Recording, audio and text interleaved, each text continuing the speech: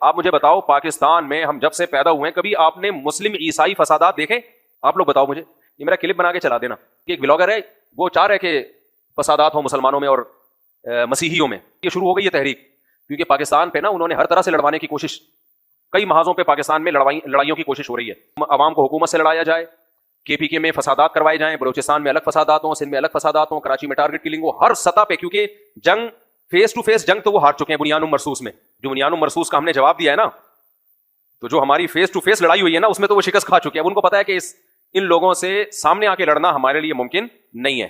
تو اب انہوں نے طریقہ یہ اختیار کیا ہے کہ جہاں جہاں لڑوایا جا سکتا ہے ان کو لڑواؤ, جہاں جہاں لڑوایا جاتا. جیسے انگریز جب ہندوستان میں آیا نا تو اس کو پتا تھا مسلمان اتنے پاورفل ہیں کہ یہاں میں نہیں چل سکتا, تو جب تک ان کو آپس میں لڑوایا نہ جائے تو یہ مسئلہ حل نہیں ہوگا. تو اس نے لڑوایا, مرزا غلام احمد قادیانی کو پیدا کیا, منکرین حدیث کو پیدا کیا انہوں نے, کچھ متشدد اہل حدیث, سب اہل حدیثوں کی بات نہیں کر رہا, ان کو بھی پروموٹ کیا اس نے, تقلید کے خلاف مناظرے. پھر ادھر سے کچھ لوگوں کو ادھر سے پروموٹ کیا, ان کی مخالفت. تو ایک ایسی جنگ شروع ہوئی جو اب تک ختم نہیں ہوئی ہے. برطانیہ تو چلا گیا لیکن ہمیں آپس میں لڑوا گیا. برطانیہ کے آنے سے پہلے یہ لڑائیاں ہندوستان میں نہیں تھی. نہ اہل حدیث حنفیوں کا پھڈا تھا, اہل حدیث تو نہ ہونے کے برابر تھے, لیکن چلو جتنے بھی تھے تو یہ لڑائیاں نہیں تھی.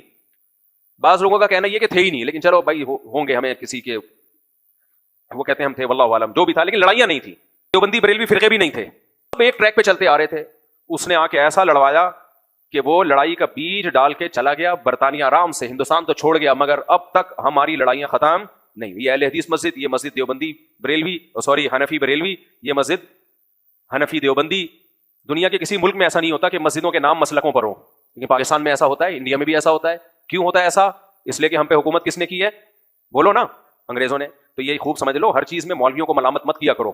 کچھ کام گورا کر کے گیا ہے تو اس میں وہ ایسے مولوی اس نے پیدا کیے ہیں کہ لڑائیں امت کو, تو لڑا دیا اس نے, اور ابھی بھی یہ کام وہ کر رہا ہے. تو اسی میں یاد رکھو ہمارے ملک میں نا اب کچھ ایسے فسادات شروع کروانے کے لیے کچھ بلاگرز کام کر رہے ہیں. کیا کریں گے؟ جیسے فار ایگزامپل کوئی ہندو ہے یا کوئی مسیحی ہے, وہ مظلومیت شروع کر دے گا کہ پاکستان میں ہمارے حقوق نہیں مل رہے, پاکستان میں عیسائی محفوظ نہیں ہے, پاکستان میں مسیحی برادری کے ساتھ یہ ہو رہا ہے. تو مسیحی لوگ سمجھتے ہیں کہ یہ ہمارا مسیحا آ گیا. میں نے جب یہ ولاگز ایک دن نہیں, ہر ڈیلی بیسس پہ آ رہا ہے, یہ کلپ آ رہے ہیں ایسے لوگوں کے. ابھی ایک نیا فتنہ کھڑا ہونے والا ہے. میں نے اپنے آس پاس لوگوں سے پوچھا, جب یہ ولاگنگ زیادہ ہوئی نا, ایک بندہ بار بار یہ کہ مسیحی برادری محفوظ نہیں ہے, وہ مسیحیوں کا مسیحا بنا ہوا ہے. ہمارے کلاس فیلو مسیحی تھے, بڑے آرام سے کھیلتے بھی تھے, ہم دوستیاں بھی تھیں. مذہب میں بھائی ہم الگ ہیں, ہم مسجد جاتے ہیں, وہ کہاں جاتے ہیں؟ چرچ. نہ ہم نے کبھی ان پہ طنز کیا, آج تک نہیں ہوا.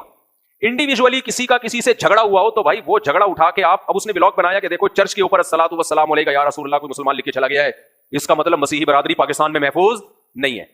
ارے چرچ پہ جس نے لکھا ہے تو اس لکھے ہوئے کو پکڑو, اس کے خلاف کیس کرو, تھانے میں جاؤ.